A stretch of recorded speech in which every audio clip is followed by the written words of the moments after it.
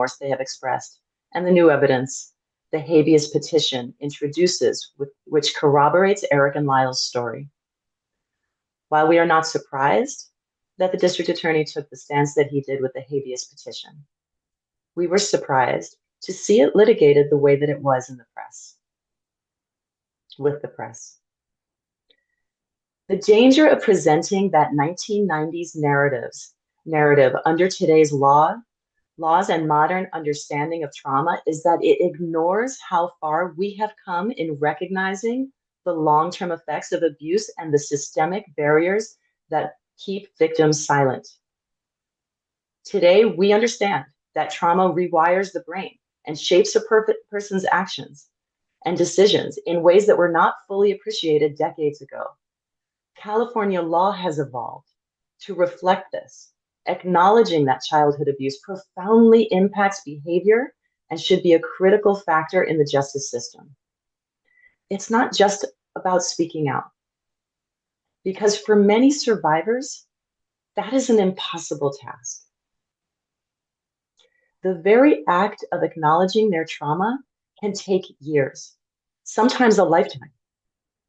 The expectation that victims should have immediately disclosed their abuse ignores the reality of trauma. Many survivors struggle with self-blame, fear, and shame, all of which are exacerbated by a system that has historically dismissed their voices. While we acknowledge that the district attorney has a duty to prosecute cases based on the law, we must ask, is he applying the law as it exists today with a modern trauma-informed understanding? Or is he relying on an outdated, harmful framework that has since been rejected?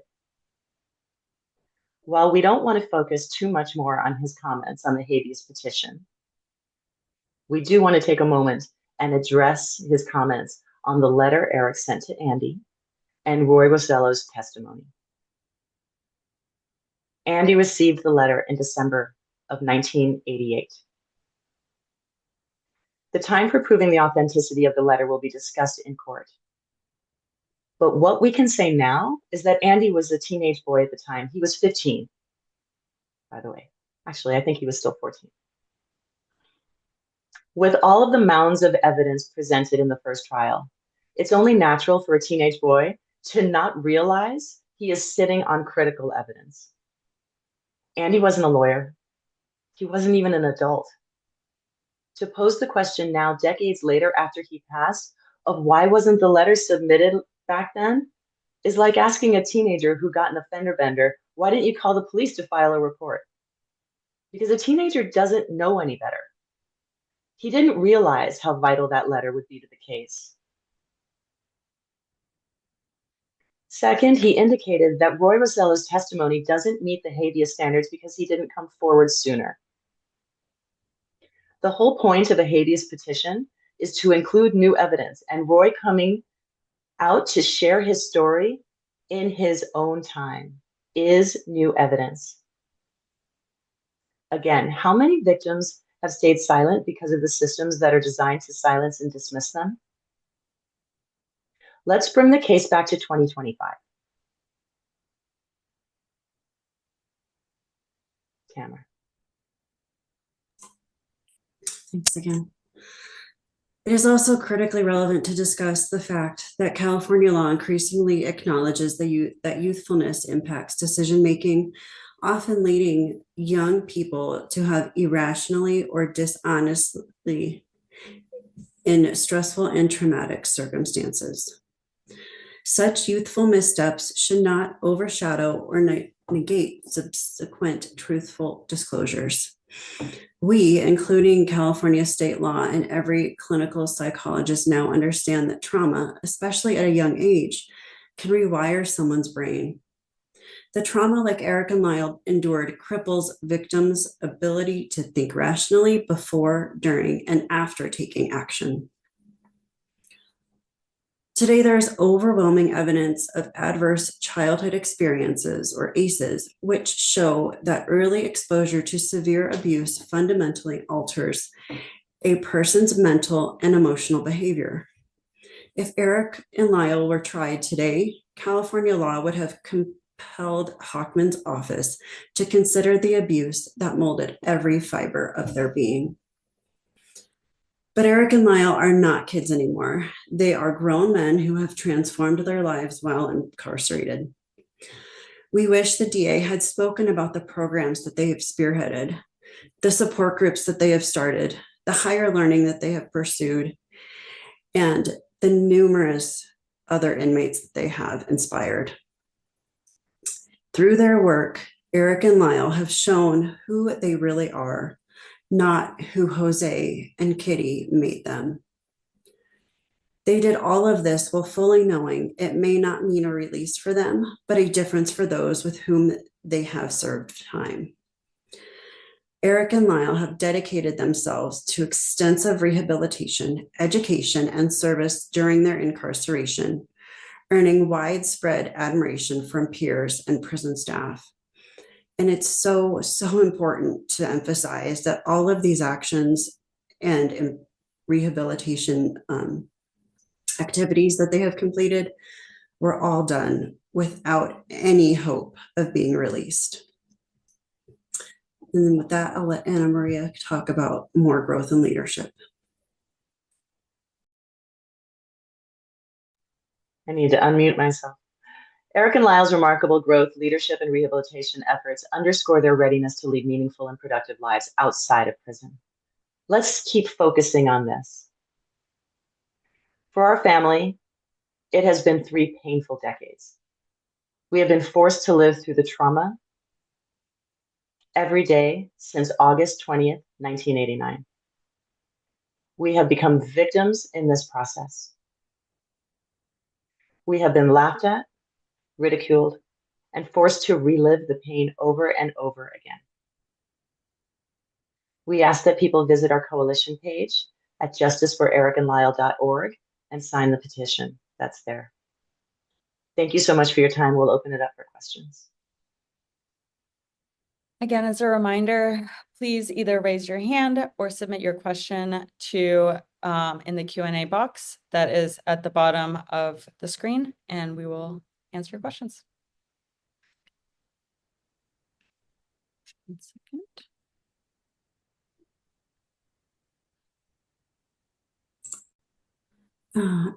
Tim, you have the floor. Great, just unmuted. I hope you can hear me. Yes. So thank you very much for doing this. I was wondering if each of you could reflect a little Tim, more. you're actually a little muffled. How's that? Much better. Okay. I was wondering if each of you could reflect a little bit on their evolution in prison. And what I'm trying to get at is, was there like a specific turning point for each where they were at a crossroads and they decided to go in the direction of trying to turn their lives around? Because I imagine they didn't walk in the first day of their sentence and they're doing all these wonderful things. So I was wondering, was there a crossroads or a turning point where they went in that direction? If you could talk a little bit about that. I'll take this first. I don't know that I can put a date. I can timestamp that. For sure, Tim, you're right that there was those early years in level 4 maximum security were rough. Were rough for them. Their experiences were rough. They were finding themselves as adults. Never mind, they were adolescents when they went into prison. So that was a tough evolution for them. I can tell you that I remember a moment in 2006. So this is now almost 20 years ago, when I was communicating with Lyle, and he sent me a letter that I will never forget because it felt different. It felt, he said, and this is sort of burned in my memory, so I know it by heart. And he said, "I need you to understand that I recognize my actions are your personal tragedy, and that I know I can never take it back, but I will spend the rest of my life trying to make it better." And it was so stunning to me. I had seen him growing, but it was for me, it marked like this was a man who was taking complete ownership, complete accountability. And it's really been a beautiful thing to see their journeys. I think just to add to that, in conversations with Eric, it's been not, to your same point, that wasn't necessarily one date. It was the result of a culmination of experiences and the witnessing of some very violent interactions within the prison system. And Eric made a very conscious decision to understand that he had to make the most of where he was, and made some decisions based on what he was seeing around him, and whether it was regarding poor prison conditions or poor treatment of inmates, he really wanted to work towards how can I create a better place, not just for myself where I can exist, but how can I also affect those positively with those around me.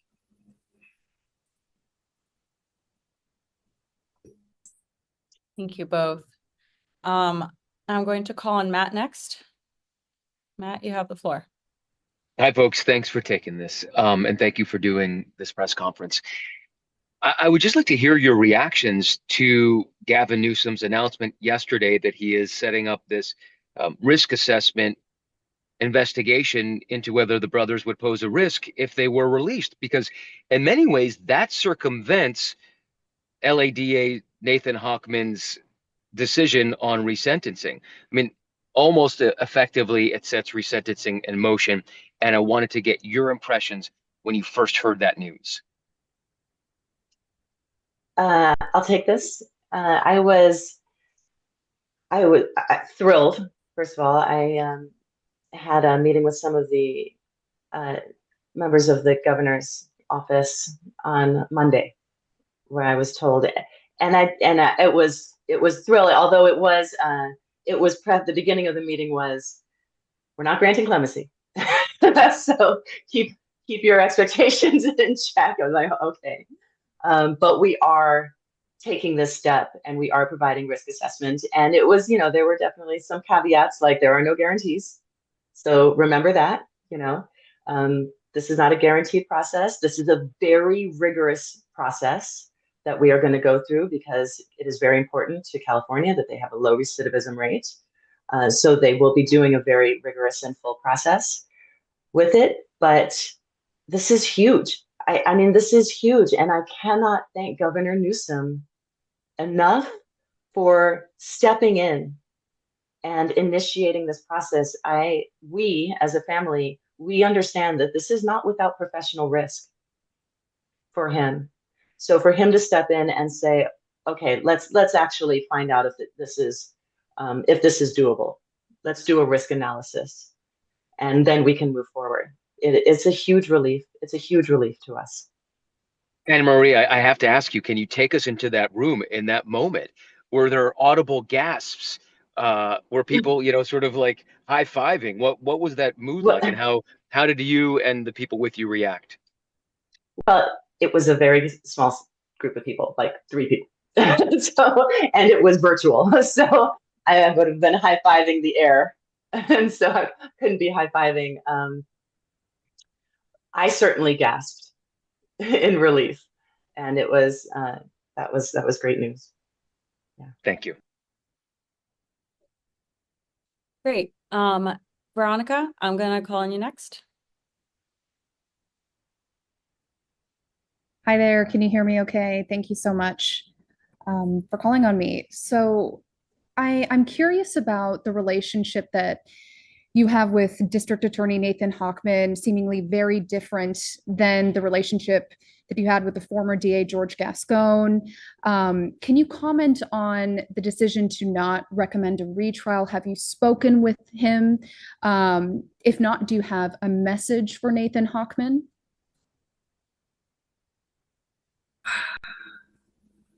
Joe, the relationship is absolutely different. Gascon seemed much more open to modern thought processes of, where is the law today? What does compassionate look like? And what does trauma informed practice look like?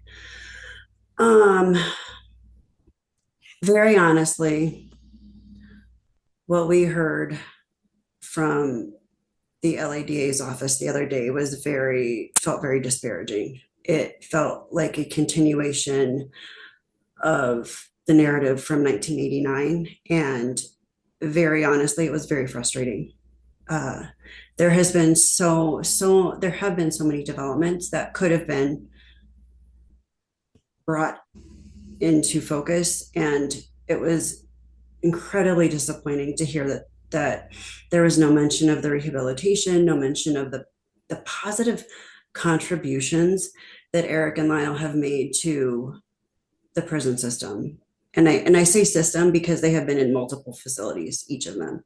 So it's really important to recognize that and to know that they have had so many recognitions and commendations from the officers, and that went unnoticed by him, or at least he made it seem that way. So it was very, very disappointing, in my honest opinion. So Anna Marie, I'll let you speak to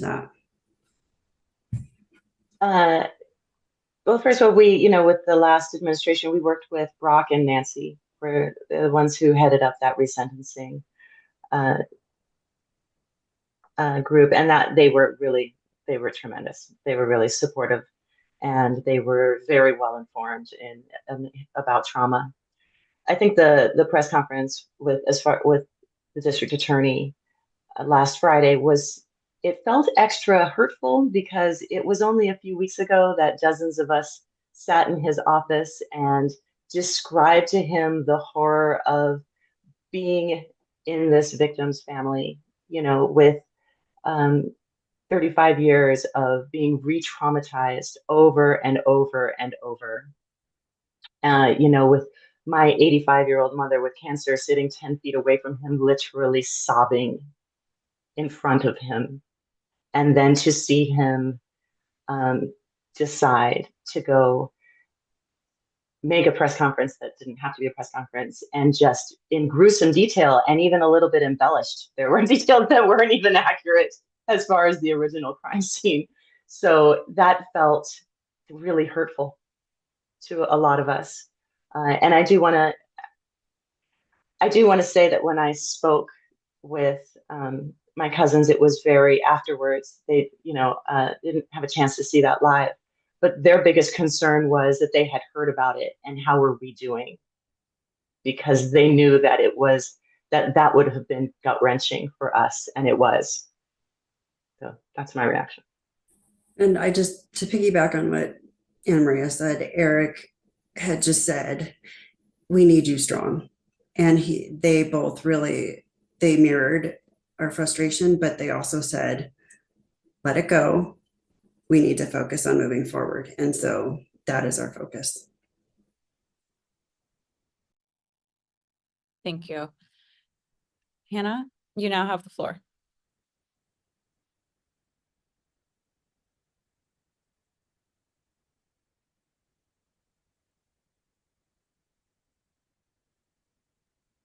Hannah, if you still have a question, I think you should be unmuted. Sorry, actually, it's Natalie Morales. I just wanted to follow up on that. You talked about the emotions that Eric and Lyle sort of conveyed in that moment. I'm wondering if you can give us a little more detail as to how they're doing now, Of course, following Friday's news conference from Hockman to then the turn of events yesterday with the governor announcing this risk assessment.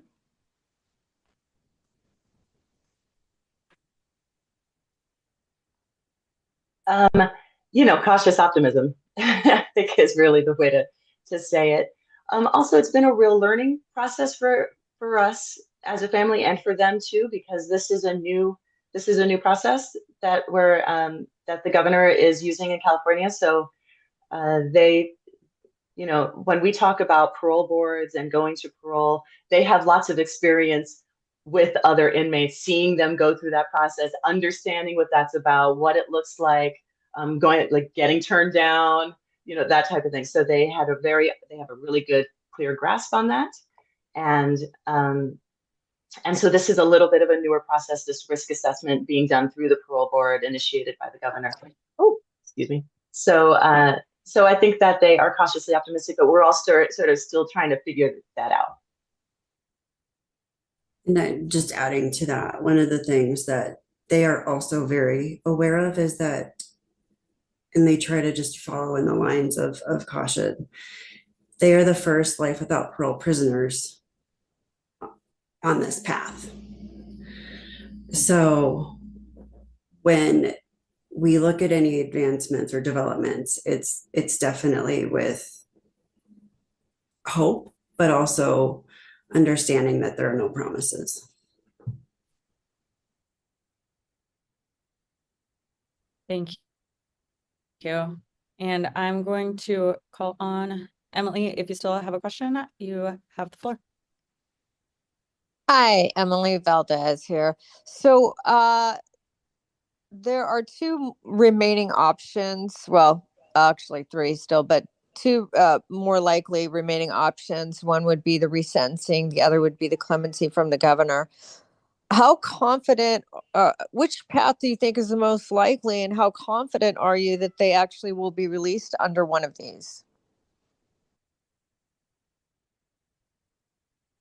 I don't feel qualified to answer that question. I feel like that's a legal team question for me. I don't know what's more likely. I just hope something. That's it.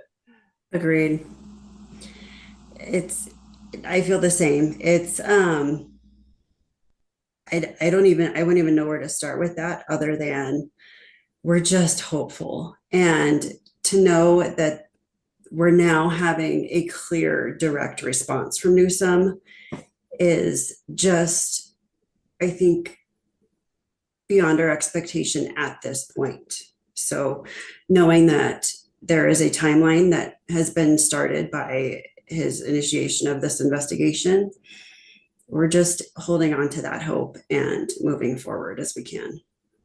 And do you know if the governor's investigation will be done by the time their next court hearing on March 20th? That I don't know. I know that they have 90 days, but we have not been given any more information than just knowing that it's been initiated. Okay, and just for clarification, can you each clarify your relation to Lyle and Eric for me? Sure, I'm a first cousin. So Jose was my mother's brother. And I am a second cousin. My mother is Karen Vandermolen, which has been interviewed multiple times, but then my grandmother is Joan. So Jamie, you're up next. You have the floor.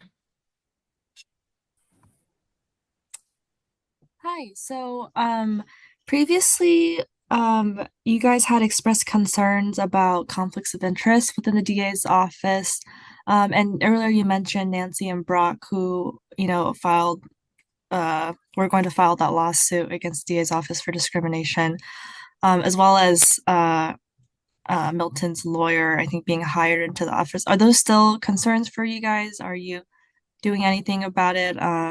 Still calling on someone else to take over the investigation, or what's the status on that? Those are certainly concerns of ours, but we're not taking any sort of formal steps regarding that. That's one of the reasons we are just so thrilled that Governor Newsom decided to step in and initiate this process himself. We're super, super grateful. Thank you. And we're going to do one last question. Edgar, you're going to have the floor.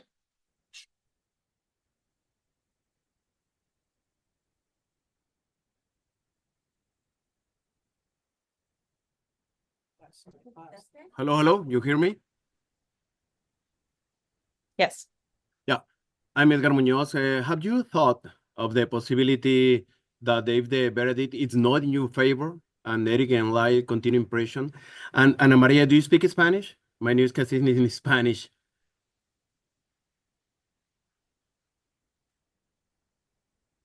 Muy bien. Yeah. Lo comprendo perfectamente bien, pero no lo hablo muy bien. Okay, in English is good.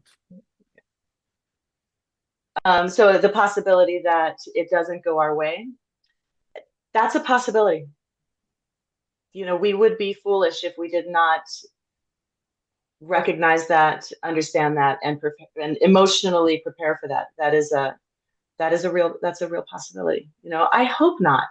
You know, based on what we communicated today, I think it's quite clear that Lyle and Eric really do meet the standard for this process. So I'm grateful that it's going to be a non-political process. I'm grateful that it's going to be a transparent process, that everybody will have a chance to see the results. But you're right.